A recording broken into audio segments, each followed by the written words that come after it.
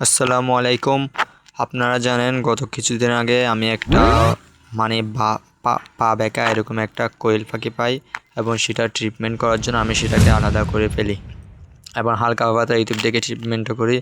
আজকে ট্রিটমেন্টটাকে আবার করব, কারণ তার পায়ে যে কস্টেপটা লাগাইছিলাম সেটা ছুটে গেছে। এটা আসলে 2-3 দিন পর এমনিতেও পাল্টে দিতে হয়, তাই আজকে আপনাদেরকে দেখাবো কীভাবে পা বেঁকা রোগকে ঠিক করা যায়। আমি এটা চেক করে দেখতেছিলাম আগে থেকে উন্নতি হয়েছে নাকি, কিন্তু দেখতেছি আল্লাহর রহমতে আগে থেকে ওর পাটা একটু ভালো হয়েছে, আগে থেকে একটু ভালো করে হাঁটতে পারতেছে। আপনারা এই পার্থক্যটা দেখতে পারতেছেন।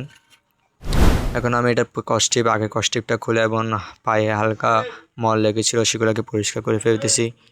পরিষ্কার করার পরে নতুন ট্যাপটা লাগাই। এটা আসলে ডাবল সাইড ট্যাপ দিয়ে আমি বানাইছি কাপড় দিয়ে। আপনারা দেখেন কীভাবে করি। আমি যে কাপড় দিয়ে যে কস্টিউমটা বানাইছি নরম, সেটা তার পায়ে লাগাই। প্রথমবার যখন লাগাই তখন দেখতে পাচ্ছি যে সে ভালো করে হাঁটতে পারতেছে না, একটু দূরত্বটা কম হয়ে গেছে পায়ের মাঝখানে।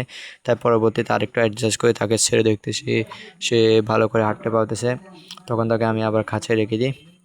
আল্লাহর রহমতে আমি কোয়েল পাখিটাকে সুস্থ সবল করে বড় করতে পেরেছি। আল্লাহর রহমত সবই। আপনারা সবাই এই ভিডিওটা দেখে কিছু শিখতে পারলে বা আমার এই ভিডিওটা ভালো লাগলে একটা লাইক এবং সাবস্ক্রাইব করে দিবেন।